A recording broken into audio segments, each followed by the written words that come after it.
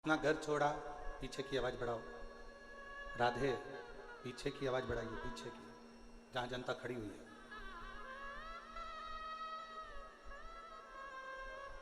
7 दिनों में अपने को करना क्या है?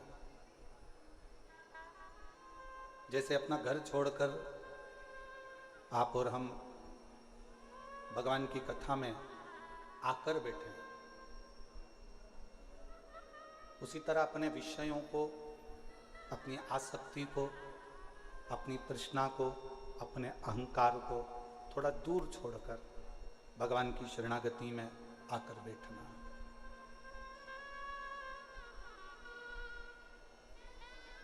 शिवगण भृंगी पर आधारित ये शिव महापुराण की कथा होगी।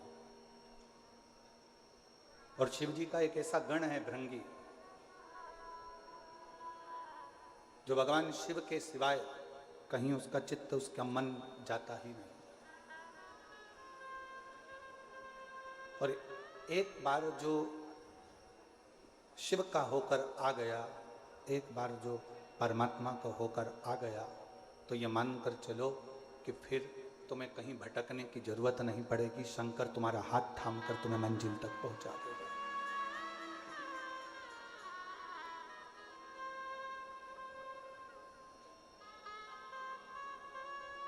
हमने कथा के पहले भी वर्णन किया है कि शिव महापुराण की कथा करवाने वाला कोई दूसरा नहीं होता, स्वयं देवाधिदेव महा, जम के बोलो जरा, देवाधिदेव महादेव होते।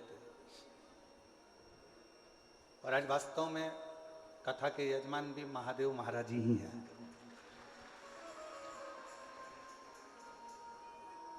कथा के करवाने वाले भी महादेव जी हैं और कथा बाचने वाले भी महादेव जी हैं और कथा सुनने वाले भी महादेव जी हैं। इस कथा को कोई दूसरा नहीं कर। अब आप और हम इसमें कितना ग्रहण कर सकते हैं, आप और हम इसमें से कितना ले सकते हैं, कितना अपनी जिंदगी में उतार सकते हैं, कितना प्राप्त कर सकते हैं, या आप और हमारे ऊपर निर्भर करता है। महाराज, ज्ञान की पहचान बहस से होती है। एक सास बहू की आपस में जो बहस चलती है, उससे यह पहचान हो जाती है कि बहू में कितना ज्ञान है।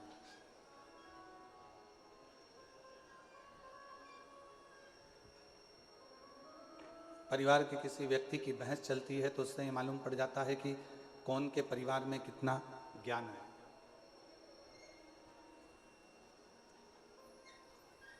एक बहस की पहचान, एक ज्ञान की पहचान उसकी आपसी भाषा की बहस से हो जाती है।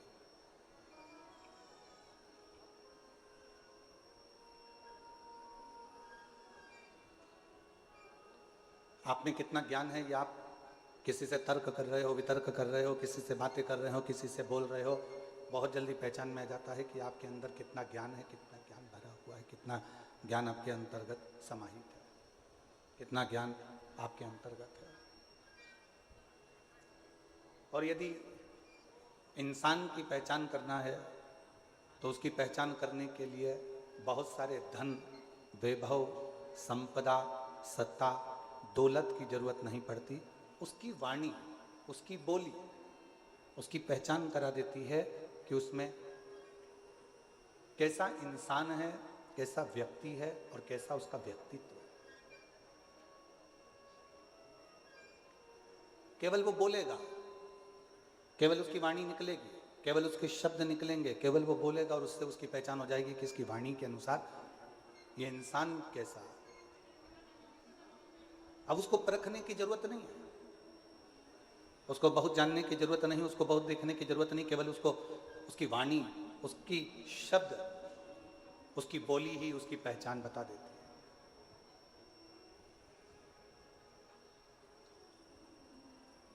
और शिव महापुराण की कथा कहती है, परिवार की पहचान किसी दूसरी चीज से नहीं होती। घर के संस्कार हमारे परिवार की पहचान बता देते हैं कि हमारा परिवार कैसा है। एक बच्चों का संस्कार,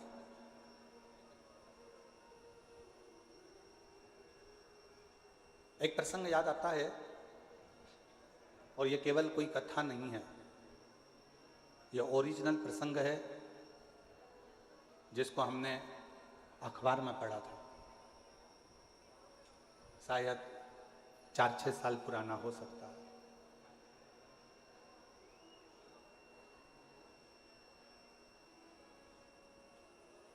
एक माता पिता ने अपने लड़के की शादी एक लड़की से पक्की कर दी।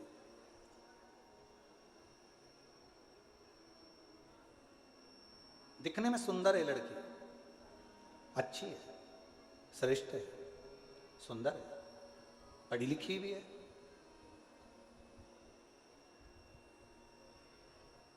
दिखने में उसकी सुंदरता भी है, पढ़ी लिखी भी है और अच्छी भी है।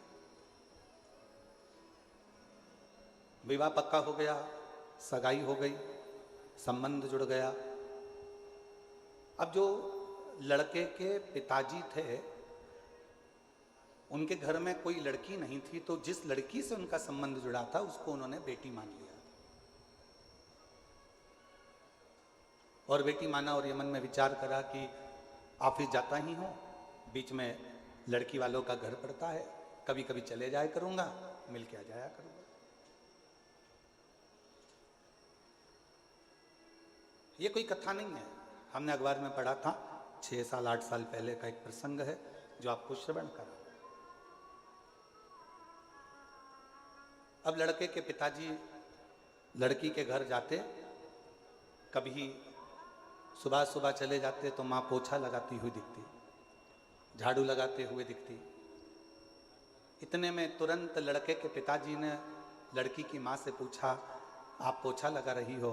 उन्होंने कुर्सी दी, लड़के के पिताजी बैठे, लड़की की माँ झाड़ू निकालते निकालते झाड़ू को रखा, हाथ धोया, पानी लेकर आई, चाय बनाई, समधी जी को पिलाई। समधी जी ने चाय पी, पानी पिया। पानी चाय पीने के बाद में जब वापिस चाय पानी पीने के बाद में पुनः थोड़ी देर बाद वापिस चल दिए।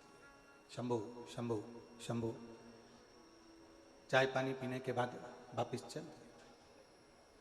फिर 2-3 दिन हुए, लड़के के पिताजी फिर आ गए। माँ उस समय पर बर्तन मांज रही थी।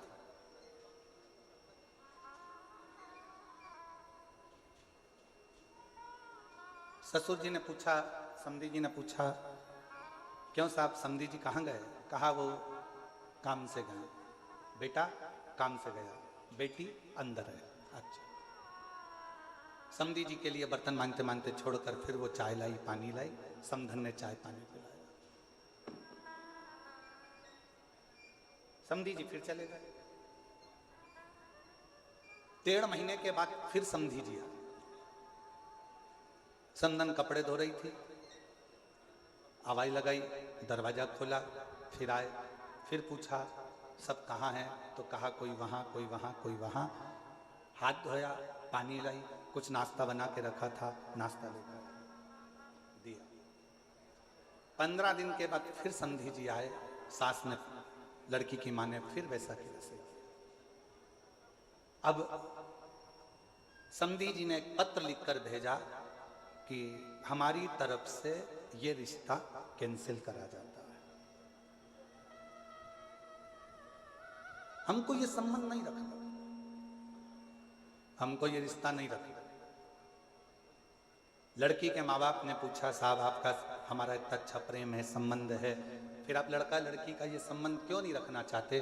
तो लड़के के पिता ने पत्र भेजकर लिखा, हमें हमारे घर में बहू चाहिए जो अपने माँ बाप का आदर करती हो, वो आदर अपने सास ससुर का करे।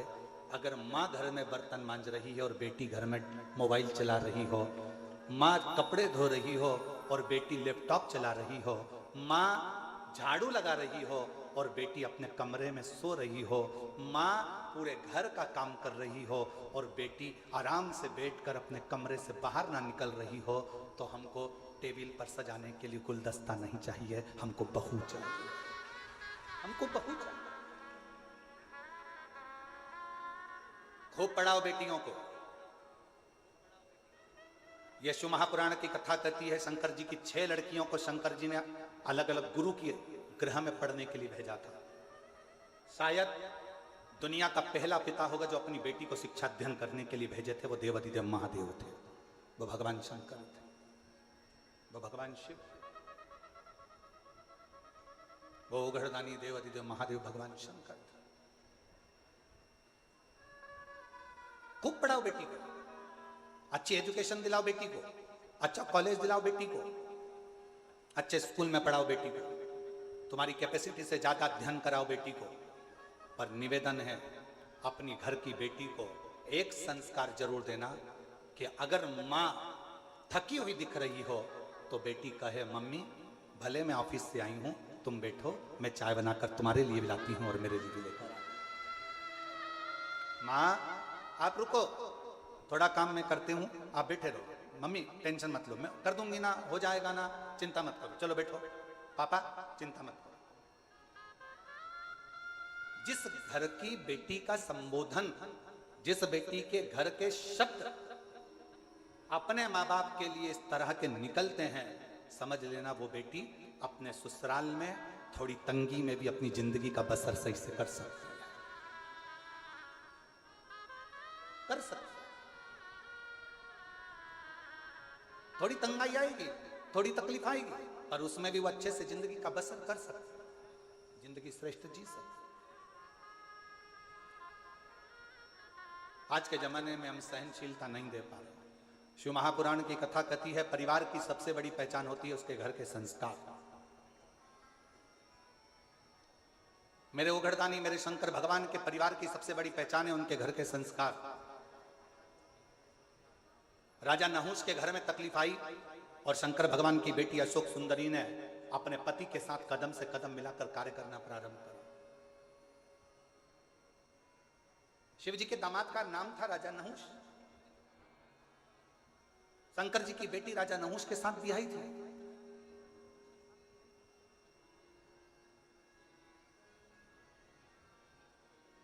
ऐसा नहीं है कि जिंदगी में मुसीबत नहीं आती। हम पहले भी कथा के माध्यम से आपको कहे थे, मंगल सूत्र गले में लड़की के इसलिए बांधा जाता है, विवाह के समय पर लड़का लड़की के गले में मंगल सूत्र इसलिए बांधता है क्योंकि मंगल सूत्र में एक जैसे दाने नहीं होते। मंगल सूत्र में थोड़े दाने सोने के होते हैं तो थोड़े दाने काले होते हैं, थोड़े दाने पीले होते हैं तो थोड़े दाने लाल होते हैं, थोड़े दाने पीले होते हैं तो थोड़े दाने काले होते हैं। लड़की के गले में लड़का शादी के समय पर मंगल सूत्र इसलिए बांधता है कि जैसे मंगल सूत्र में आधे दाने पीले, आधे काले, आधे सोने के, आधे मोती के होते हैं, उसी तरह हमारी जिंदगी एक जैसी नहीं चलती। शादी के बाद कभी खुशियां भी आएंगी तो कभी गम भी आएगा, कभी दुख भी आएगा तो कभी सुख भी आएगा। एक जैसा जीवन नहीं रहेगा। पर आखिरी में मंगल सूत्र में एक बड़ा सा पेंडिल होता है और शिव महापुराण की कथा कहती है जब संघर्ष के दिन, अच्छे और बुरे दिन निकलते निकलते थक जाते हैं, तब एक समय पर अच्छी जिंदगी का पेंडिल तुम्हारी किस्मत में आ ही जाता है। तुम्हें घबराने की जरूरत नहीं,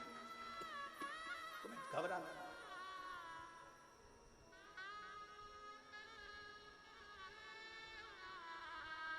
एक अच्छे परिवार की पहचान, एक अच्छे परिवार की पहचान उसके घर के संस्कार से होती है।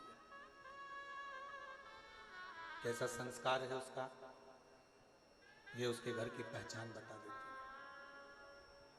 इसलिए फिर निवेदन है कि मत बुरे कर्म कर वरना, सब बोलो सब, भगवान बच तू बच नहीं, अरे ओ अज्ञानी मत करना, अरे ओ अज्ञानी तेरे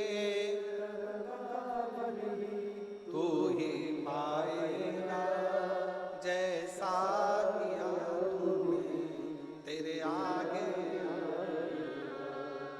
मत बुरे वरना पछताए, भगवान की आंखों से बच नहीं, तू बच नहीं पाएगा, अरे ओ अज्ञानी मत करना। अब अच्छे परिवार की पहचान बताने का सबसे सुंदर तरीका है आपके घर का संस्कार। आपके घर का संस्कार कैसा? कोई आया, आप खड़े होकर उससे मीठी वाणी में बात कर लिए, जल का पूछ लिए, प्रणाम कर लिए, नमन कर लिए, सत्कार कर लिए, उतने में पहचान हो जाती है कि परिवार कैसा।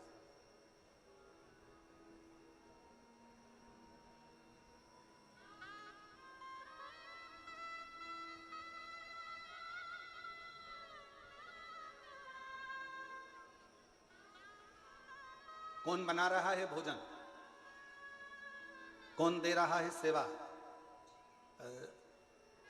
महादेव महाराज जी प्रणाम करते हुए कहूंगा आपको, हो सकता है कि घर के लोगों को लगे, कल हम जब आए और आने के बाद ऊपर कक्ष में गए, हम प्रसाद पा रहे थे, तो हमने बच्चों से पूछा कि प्रसाद किसने बनाया।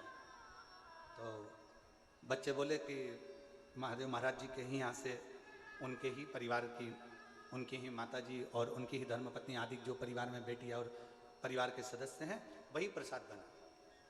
तो हमने ललित महाराज जी को तुरंत कहा कि उनको धन्यवाद देना कि इतने आदरणीय होने के बाद भी उन्होंने अपना रसोई घर नहीं छोड़ा और प्रसाद बनाने की क्रमता जारी रखी, उसके लिए साधुता।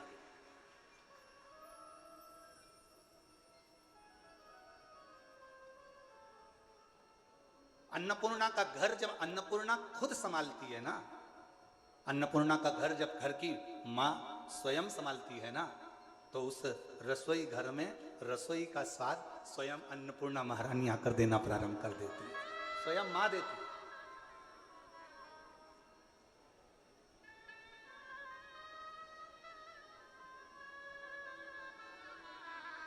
और यही प्रभु की कृपा है। हम हर जगह कथा करने जाते हैं तो कहीं ना कहीं हमको कहना पड़ता है कि कहना कि सब्जी में मिर्ची की मात्रा कम करो, कहना पड़ता है सब्जी में ये मात्रा ज़्यादा करो, कोई मात्रा कम करो। पर पहली बार प्रसाद पाने के बाद ये कहना पड़ा कि सारी प्रसादी अन्नपूर्णा महारानी ने बनाई है, सब प्रसाद अच्छा स्वीकार। कहना ही नहीं पड़ा। क्यों? क्योंकि घर की मर्यादा, संस्कार और घर के नियम ये मूल हो। और एक चावल का दाना देखा जाता है हंडी का कि चावल पका कितना है, पूरी हंडी कितनी पकी है। हमने तुरंत फिर ललित महाराज से कहा, अब ये विश्वास कहता है कि जब इतना सुंदर प्रसाद यहाँ बना है तो चाकरवाड़ी में जो कथा हो रही है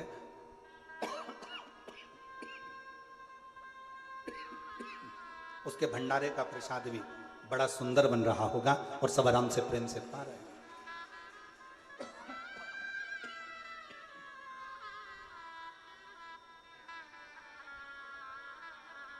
ये प्रेम बता देता है, ये आनंद बता देता है।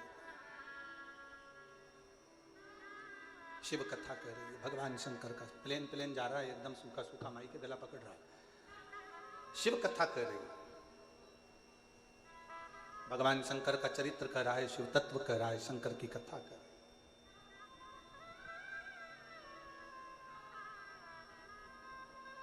आपके घर के संस्कार बता देते हैं कि परिवार कैसा है। आपकी बोली बता देती है इंसान कैसा है। आपकी बहस एक दूसरे के प्रति तानाकसी बता देती है कि आपका ज्ञान कैसा है।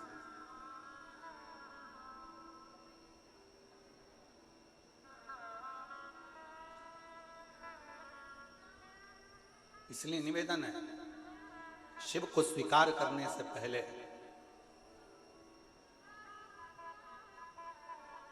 शिव को स्वीकार करने से पहले सदगुरु श्री संत ज्ञानेश्वर माउली जी की इस पवित्र धरा से कहूं मैं आपको कि शिव को स्वीकार करने से पहले अपने भीतर के अहंकार को, अपने भीतर की अभिमतता को, अपने भीतर के अहम को तुम्हें दूर फेंकना पड़ेगा। तब आपके भीतर शिव तत्व प्राप्त कर सकते हो, तब शिव को अपने अंदर आप बिठा सकते। कितना कठिन। देवराज नामक का ब्राह्मण ब्राह्मण कुल में जन्म ले लेता है, ब्राह्मण कुल में पैदा होता है, ब्राह्मण कुल में रहता है, ब्राह्मण के घर में जन्म लेता है, ब्राह्मण के कुल में जन्म लेता है और आखिरी में वो अपने पथ से भ्रष्ट हो जाता है।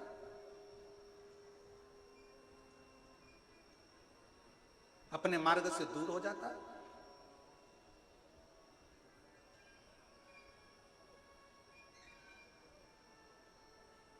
जरूरी नहीं है। एक साधारण से परिवार में चर्मकार जी के घर में भी एक बालक जन्म लेते हैं, संत श्री रविदास जी महाराज। चमड़े का जूता बनाते बनाते भी संतों की श्रृंखला में प्रथम गिनती में आ जाते हैं, वो संत श्री रविदास जी हो जाते हैं।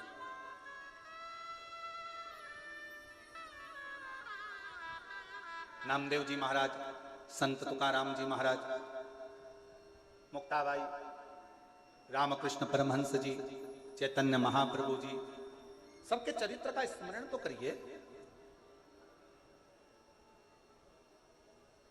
संत श्री नामदेव जी महाराज को एक बार रोक लिया गया, कीर्तन कर रहे थे, विठल विठल विठल विठल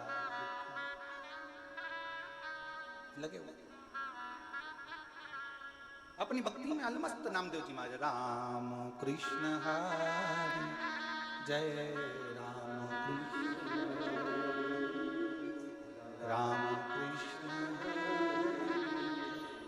राम कृष्ण राम कृष्ण हरि जय राम कृष्ण हरि राम कृष्ण हरि जय राम कृष्ण हरि राम कृष्ण राम कृष्ण राम पावन पावन नाम राम कृष्ण हरि पावन पावन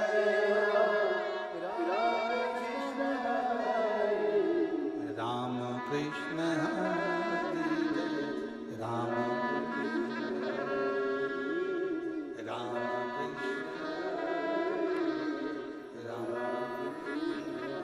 नामदेव जी महाराज अपने कीर्तन में डूबे हुए थे।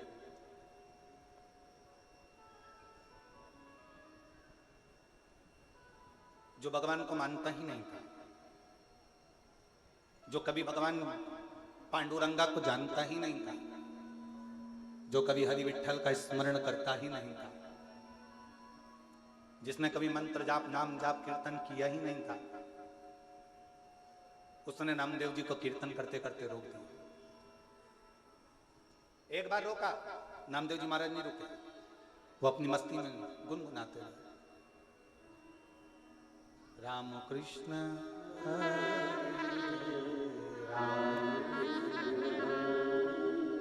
राम कृष्ण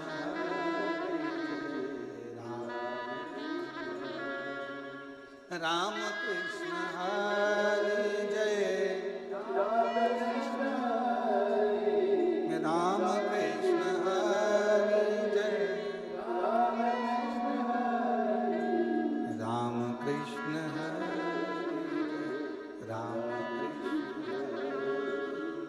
राम कृष्ण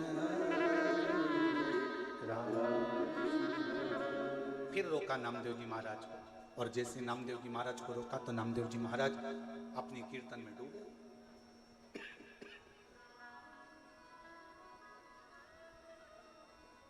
बार बार नामदेव जी को रोका जा रहा,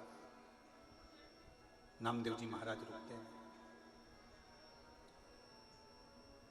फिर रोका, फिर नहीं रुके। आखिरी में नामदेव जी महाराज थोड़ी देर स्तुप्त होकर खड़े हो गए, हाथ में वीणा और करताल।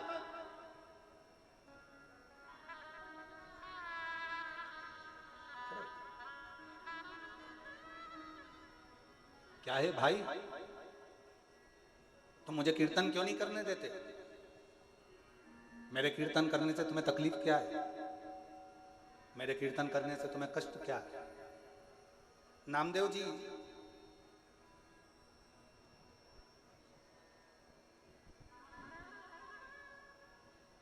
भगवान कभी दिखता ही नहीं है। तो फिर कीर्तन किसका कर रहे हो? नामदेव जी बोले भगवान भले ना दिखे पर भगवान हमारे अंदर, तुम्हारे अंदर, संपूर्ण जगत के अंदर मेरा पांडुरंगा हरि विठ्ठल समाहित रहता है।